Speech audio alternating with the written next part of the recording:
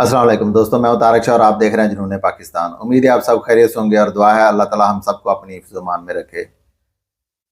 इस दुआ के साथ आगे चलते हैं क्योंकि इस दुआ की बहुत ज़्यादा ज़रूरत है। आज लाहौर के एक अफसोसनाक वाक़या पे बात करते हैं। 14 साल अरसलान जो कि 9 मई के वाक़यात में गिरफ़्तार था और 3 महीने बाद वो रिहा होकर अपने घर आया, लेकिन उसे क्या पता था कि वो अपने साथ एक मुसीबतों का पहाड़ लेके आ रहा है, जिंदगी भर का रोग लेके आ रहा है, अपने बाप की मौत को अपने साथ लेके आ रहा है। रिहा होकर घर पहुंचा तो सारे बहुत खुश थे, लेकिन क्या पता था कि अनकरीब ये खुशियां मातम में बदलने वाली हैं। जब रात को 3 बजे पुलिस दोबारा से उसके घर पे रेड करती है, उसकी बहनों के सामने, वालदा के सामने उन पर तशद्दुद करती है, और जब वालिद मज़ाहमत करता है तो वालिद को कत्ल कर दिया जाता है, तशद्दुद करके मार दिया जाता है। एक खुशियों भरे घर को मैयत वाला घर बना दिया जाता है, एक जनाजे वाला घर बना दिया जाता है। लेकिन यहाँ पे बात ख़त्म नहीं होती। बात अब यहाँ से आगे बढ़ रही है, और वो ये है कि उनको संगीन नतायज की धमकियाँ दी जा रही हैं और कहा जा रहा है कि आपने अगर कोई कार्रवाई की तो सबके साथ ऐसा होगा। अपनी इस लाश को अगर किसी को दिखाया तो सबकी लाशें आ जाएंगी।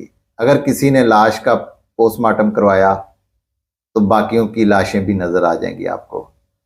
अगर इसका जनाजा भी करवाया तो बाकियों के जनाजे भी उठाने पड़ेंगे। मुझे समझ नहीं आ रही कि हम किस तरफ जा रहे हैं। हमें समझ नहीं आ रही है कि ये जुल्म है, किस तरफ हम जा रहे हैं, हम क्या जुल्म करते जा रहे हैं। जालिमों को इस चीज का अंदाजा नहीं है कि ये जुल्म का जवाब देना पड़ेगा उन्हें।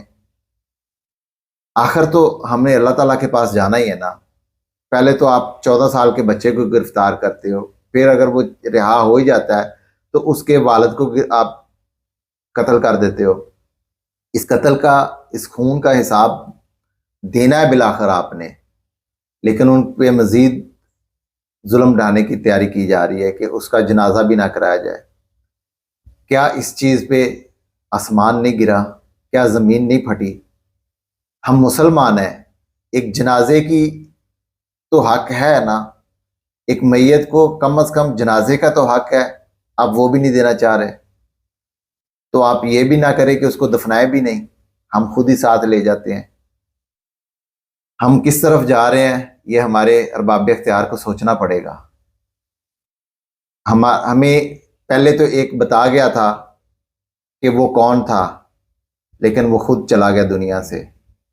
अब हमें कौन बताएगा कि अब कौन कर रहा है, कौन है ये जो चीजें कर रहा है, किसके कहने पर कर गया। आज तो हुकूमत भी नहीं है, तो किसके कहने पर ये सब चीजें हुई हैं?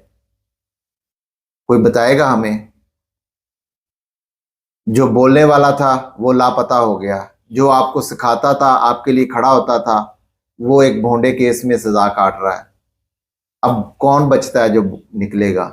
अवाम तो सू पी के सोई हुई है, और अवाम को जगाने के लिए सिर्फ एक ही अब हरबा बाकी है, क्योंकि जुल्म भी करके देख लिया, नहीं निकली।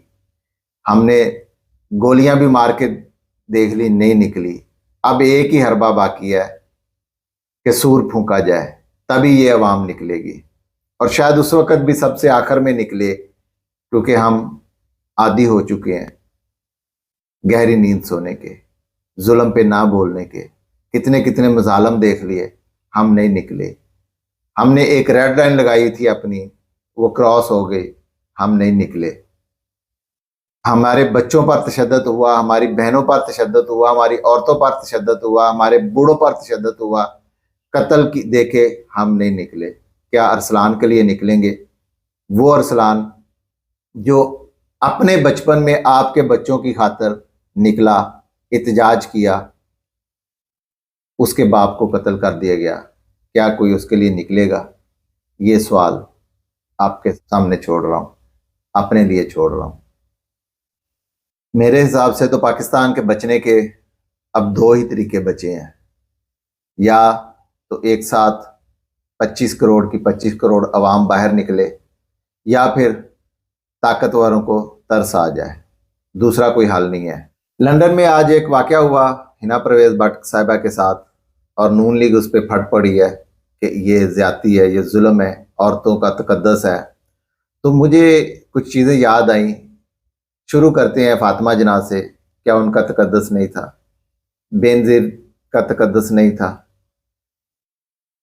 आगे चलते हैं, इमरान खान की पहली वाइफ, उसको जलील किया, उसका तकद्दस नहीं था। दूसरी वाइफ, उसका तकद्दस नहीं था। तीसरी वाइफ, उसका तकद्दस नहीं था। आलिया हमजा, डॉक्टर यास्मीन राशिद, खतीजा शाह, और जो सनम जावेद, जितनी भी और औरतें गिरफ्तार हैं, उनको बालों से पकड़ के आपने घसीटा। वो बच्ची जो मजूर थी, व्हील चेयर पे थी, उसका तकद्दस नहीं था। और जितनी खवातीन गिरफ्तार हैं, उनके साथ ज्यादती हो रही है जेलों में, क्या उनका तकद्दस नहीं है? तो ये चीज़ें अब आपको बर्दाश्त करनी पड़ेंगी। हम इसके हक में नहीं हैं, लेकिन ये चीज़ें आपके सामने आएंगी और आपको ये बर्दाश्त करनी पड़ेंगी।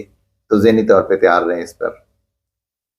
14 अगस्त वाले दिन हम आज़ादी की बात करते हैं। आज़ादी वाले दिन आज एक शख्स को आज़ादी मिली जो कि एक 3 MPO के तहत 30 दिन के लिए नज़रबंद था, चौधरी परवेज लाई। तो उसको फिर गिरफ्तार कर लिया है और हम 14 अगस्त मना रहे थे, हम आज़ादी का दिन मना रहे थे, जश्न मना रहे थे। और इससे आगे चलते हैं कि हम जश्न मना रहे थे, जश्न आज़ादी मना रहे थे, और पूरे मुल्क में बहुत से शहरों में दफ़ा 144 थी कि कोई एहतजाज ना करे। भाईजान, ये एहतजाज नहीं था, आज़ादी का दिन था। हर बंदे का अपना तरीका होता है, लेकिन उस पर इस्लामाबाद में 25 से ज़्यादा PTI के कारकुनान को गिरफ्तार कर लिया गया कि वो जश्न आज़ादी मना रहे थे। ऐसे आज़ाद हैं हम। अल्लाह ताला हमें सही आज़ादी नसीब करे और जो गिरफ्तार हैं उनको जल्द रिहाई मिले, क्योंकि केस तो इसमें कुछ नहीं है। शहबाज शरीफ के साथ कल से एक हाथ हो रहा है। अब वो वज़ीर आज़म तो नहीं रहे। कल उनकी गार्ड ऑफ ऑनर की तकरीब थी जो कि अचानक मुलतवी हो गई, और उसके बाद आज के दिन वो दोबारा रखी गई थी, क्योंकि 14 अगस्त वाले दिन ये सब चीज़ें मामूल के मुताबिक होती हैं, सेलिब्रेशंस होती हैं। तो उसमें उनकी खाना पूरी कर दी गई, जिसमें कोई बड़ा नाम नहीं शामिल था। आर्मी चीफ ने आना ही था, 14 अगस्त थी, सदर पाकिस्तान ने आना ही था, और शायद एक मुझे जो नज़र आया वो कमर जावेद कायरा थे जो उनकी तकरीब में शामिल हुए। अच्छा, इस पर आर्मी चीफ ने भी खिताब किया और उन्होंने कहा कि अवाम और अफवाज पाकिस्तान एक पेज पर हैं। मेरी दिली दुआ है कि अवाम और अफवाज पाकिस्तान एक पेज पर हों, लेकिन आर्मी चीफ साहब से दरख्वास्त है वो ये चीज़ ज़रा अवाम से भी पूछ लें, क्या वो एक पेज पर हैं आपके साथ? क्या आज की जो हमारी लीडरशिप है आर्मी की, क्या उनके साथ अवाम खड़ी है? ये हमने कल जो 13 अगस्त वाले दिन एक नगमा रिलीज़ हुआ है यूट्यूब पे, उनके कमेंट्स में हमने देख लिया है और उसके डिसलाइक्स पे देख लिया है, और अवाम का रद्द-ए-अमल आपने देख लिया है। मेरी बड़ी ख्वाहिश है कि हम एक पेज पे आएँ, क्योंकि अवाम पाकिस्तान और अफवाज पाकिस्तान इस मुल्क की सलामती की ज़ामन है। जो अवाम समझ रही है, हम समझ रहे हैं, लेकिन हमारे अरबाब इख्तियार नहीं समझ रहे। इस पे सोचिए और एक पेज पर आइए। पाकिस्तान जिंदाबाद।